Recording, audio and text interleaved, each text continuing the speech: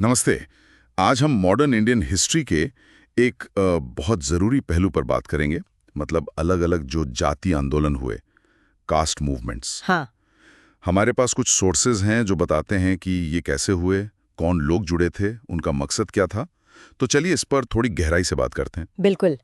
ये मूवमेंट्स आप देखें तो सामाजिक ऊंच नीच और भेदभाव के खिलाफ आवाज उठाने के बहुत महत्वपूर्ण मोड़ थे।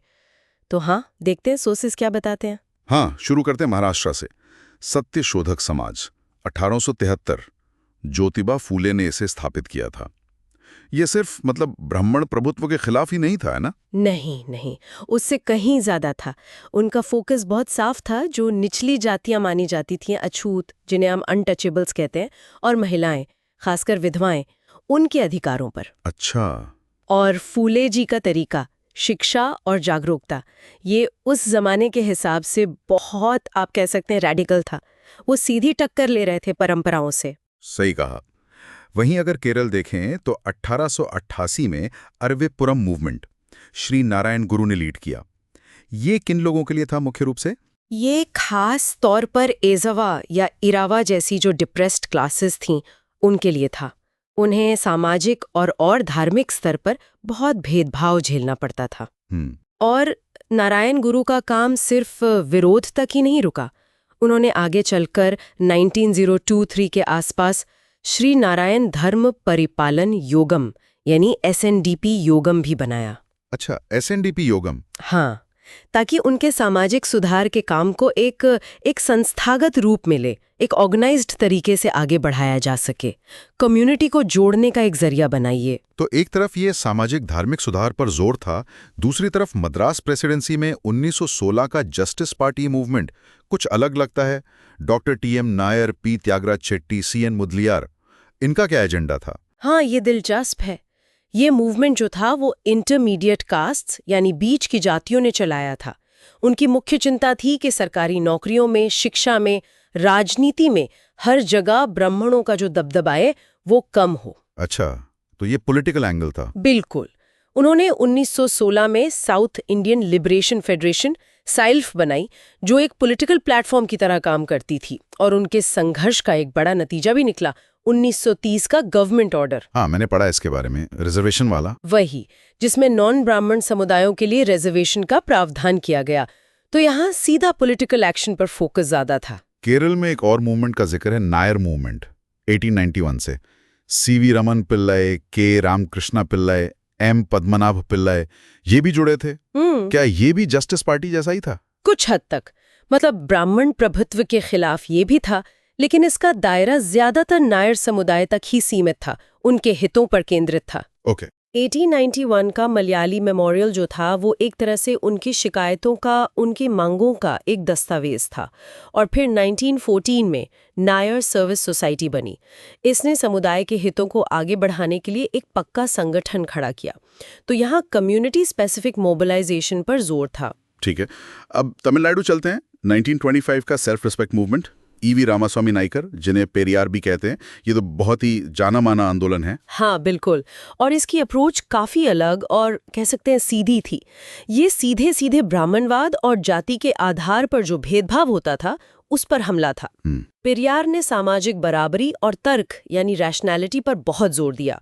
उनका जो जर्नल था 1910 में शुरू हुआ, खुड़ी अरासू, वो इसी विचारधारा को फैलाने का एक अहम जरिया बना। ये सिर्फ प्रतिनिधित्व की मांग नहीं थी, ये पूरे सिस्टम पर ही सवाल उठा रहा था। सही। और तमिलनाडु में ही नाडार मूवमेंट भी था। ये शनानों द्वारा था, जिन्हें तब अछूत माना जाता था। उन्होंने अपनी पहचान बदली। ये कैसे हुआ? हाँ, ये एक बहुत ही रोचक रणनीति थी। उन्होंने क्षत्रिय रीति रिवाजों को अपनाया और अपनी पहचान नाडर के रूप में गढ़ी, जो उनकी पुरानी शनान पहचान से अलग थी, जिस पर एक सामाजिक कलंक जुड़ा था। मतलब सोशल मोबिलिटी के लिए आइडेंटिटी को ही बदल दिया। एक तरह से, हाँ। और फिर 1910 में नाडर महाजन संगम बनाया गया। इसका काम था नाडर समुदाय का सामाजिक उत्थान करना, उनमें शिक्षा फैलाना, उनके कल्याण के लिए काम करना। ये आइडेंटिटी पॉलिटिक्स और सोशल मोबिलिटी का एक क्लासिक उदाहरण है। अब वापस महाराष्ट्र आते हैं। Doctor B.R. अम्बेडकर और डिप्रेस्ड क्लासेस मूवमेंट, खासकर महार समुदाय के लिए 1924 से उनका काम तो बहुत ही निर्णायक माना जाता है। बिना किसी शक के डॉक्टर अंबेडकर का फोकस पूरी तरह से अनटचेबल्स के लिए समान अधिकार और उनके सर्वांगीण उत्थान पर था। उन्होंने सिर्फ विरोध नहीं किया बल्कि उनके सशक्तिकरण के लिए ठोस संस्थाएं खड़ी की, जैसे 1924 में डिप्रेस्ड क्लासेस इंस्टीट्यूट, फिर 1927 में मराठी पाक्षिक पत्रिका बहिष्कृत भारत जो उनकी आवाज बनी, उसी साल समाज समता संघ बराबरी के लिए, और आगे चलकर 1942 में शेड्यूल्ड कास्ट फेडरेशन, एक राजनीतिक मंच। ये सब उनकी कम्युनिटी को सामाजिक और राजनीतिक ताकत देने की कोशिशें थीं। और कांग्रेस ने भी तो इसमें भूमिका निभाई थी। 1917 से उनका हरिजन मूवमेंट चला। हाँ, कांग्रेस का अप्रोच थोड़ा अलग था। उनका उद्देश्य था निचली और पिछड़ी जातियों का सामाजिक स्तर ऊपर उठाना। गांधी जी के नेतृत्व में 1932 में all India anti untouchability league बनी। और हरिजन वीकली भी शुरू किया था उन्होंने। हाँ, 1933 में हरिजन वीकली। हालांकि ये भी सच है कि कांग्रेस के अप्रोच और डॉक्टर अंबेडकर या पेरियार जैसे नेताओं के अप्रोच में काफी बुनियादी अंतर भी थे। वो एक अलग बहस का मुद्दा है। समझ गया। आखिर में बंगाल के मिदनापुर में कैवर्त मूवमेंट का भी जिक्र है 1897 से। तो ये दिखाता है कि ये संघर्ष सिर्फ एक दो जगह नहीं बल्कि देश के अलग अलग कोनों में अलग अलग रूप ले रहा था। बिल्कुल। तो अगर हम इन सब मूवमेंट्स को एक साथ देखें, चाहे महाराष्ट्र हो, केरल, तमिलनाडु या बंगाल, इन सब में एक साझा धागा है। वो है सामाजिक न्याय और इंसानी गरिमा के लिए संघर्ष। हाँ। लेकिन हर एक का तरीका, फोकस, रणनीति वो अलग थी। कहीं शिक्षा पर जोर था, कहीं राजनीतिक प्रतिनिधित्व पर, कहीं पहचान को ही बदलने की कोशिश थी, तो कहीं सीधे सीधे सामाजिक और धार्मिक मान्यताओं को चुनौती दी जा रही थी। ये विविधता बहुत महत्वपूर्ण है। बिल्कुल सही कहा। ये सोर्सेज उस दौर के एक बहुत बड़े और सच कहें तो जटिल बदलाव की सिर्फ एक झलक देते हैं कि कैसे अलग अलग समुदायों ने अपने हक के लिए लड़ाई लड़ी अपने तरीके से।